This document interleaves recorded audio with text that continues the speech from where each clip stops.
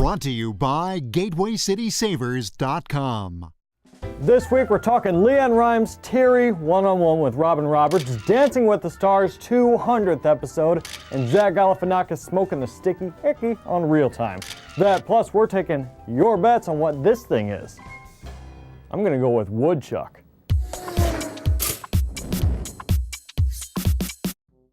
Tube Talk's coming, but before that, Randy Moss has an important announcement. Mr. Moss. I'm not going to answer any more questions for the rest of this year. If it's going to be an interview, I'm going to conduct it. So I'll answer my own questions, ask myself the questions, then give y'all the answers.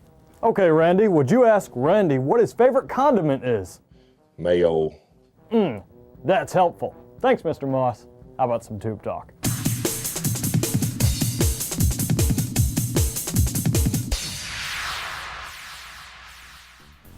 Did you vote? As you know, another election day is behind us, and while the Minnesotans decided whether the government should regulate the circumference of ice fishing holes, those in California addressed Prop 19, the bill to legalize marijuana. And judging by Zach Galifianakis' recent appearance on Real Time, I'd say he voted yay. So It's why it's a ballot measure, Bill, because no politician, even if they thought it was a good idea.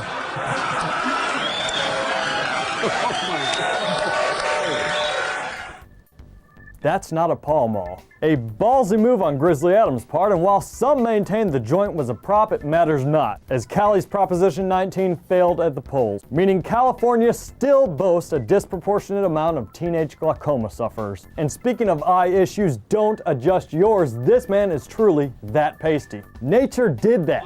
Conan O'Brien's show is set to debut on TBS, and after a healthy smattering of speculation over what said show will be like and how it'll compare to his NBC gig, Coco decided to throw together Show Zero to wet the whistles of the Coco nuts. Now, being a web-only episode, Mr. O'Brien of course kept in mind the pint-sized attention spans of the online audience by compacting the show. Perhaps too much.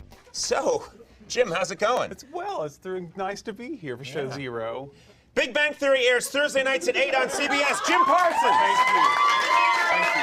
Good to talk to you. Thank you so much. And now here's Andy Richter with a word from our sponsor. Andy? Diet Coke. You should drink it often. Back to you, Conan. Thanks a lot, Andy. That was quite a glowing endorsement. I'm thirsty for a tab.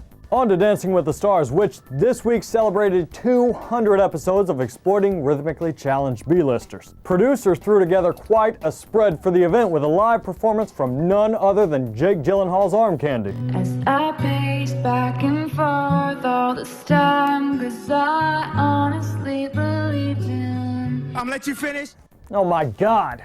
Again, security's gotten lax at ABC. Anyway, though it was a celebration, someone had to go, and viewers decided they just couldn't tolerate this height differential any longer. On our 7th week of competition, the couple with the lowest overall combined total and therefore leaving right now is...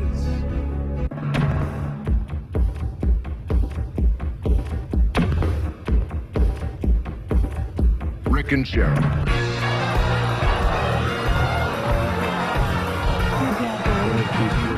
Let's not go crazy on the pity party. He's going home to Eliza while we go stargazing.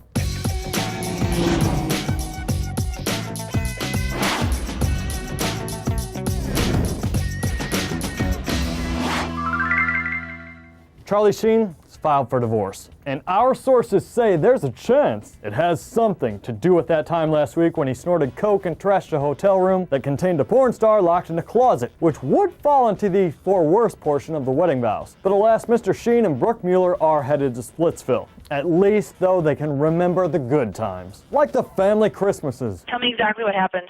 You know, my husband had me with a knife, and I was scared for my life, and he threatened me. Most wonderful time of the year. Moving on to LeAnn Rimes, all week ABC's clever promo staff has been pumping the star's interview with Robin Roberts on All Access Nashville. Implying a tearful breakdown was in store as the crooner discussed her relationship with Eddie Cibrian, even going as far as releasing a still shot of LeAnn with the waterworks on full blast. But the program has since aired, and it turns out when it comes to the coverage surrounding said relationship, LeAnn's not sad, she's pissed. Was there one in particular that just sent you over the edge, that you read it and you were just Well, I think the biggest one, the first one that started out, was the fact that I was a stalker.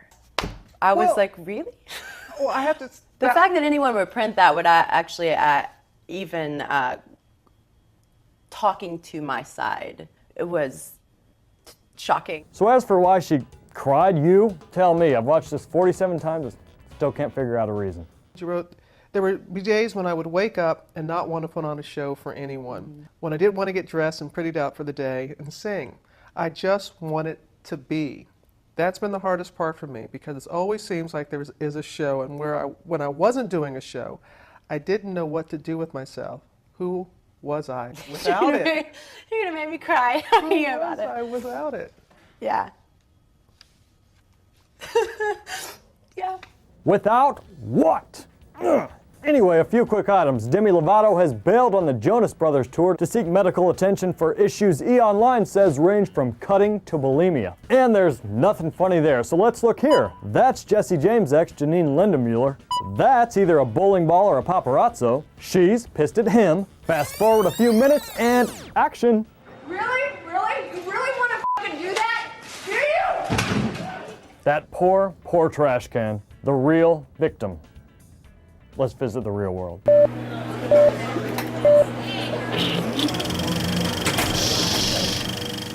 Let's kick this segment off on a three-dimensional tip with Megamind 3D. This animated flick tells the story of Megamind, a Will Ferrell-voiced bumbling supervillain who fulfills his lifelong dream of conquering Metro City, only to find a rival anti-hero is gunning for control of his fair town. So, the burden of saving the citizens he once sought to conquer falls upon Megamind's less than capable shoulders, since he doesn't really get much help from his cronies. He'll destroy the whole city. I'm sorry. I'm finally free to get in touch with my true power. Making awesome music.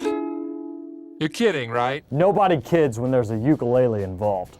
Also hitting theaters, we have Due Date. Can you go wrong with a film that stars cinematic heavy hitters Robert Downey Jr. and Zach Galifianakis? It's unlikely. Mr. Downey stars as a father who, desperate to make it cross-country for the birth of his kid, hesitantly hitches a ride with a somewhat unstable actor played by Zachy G. Check this thing out.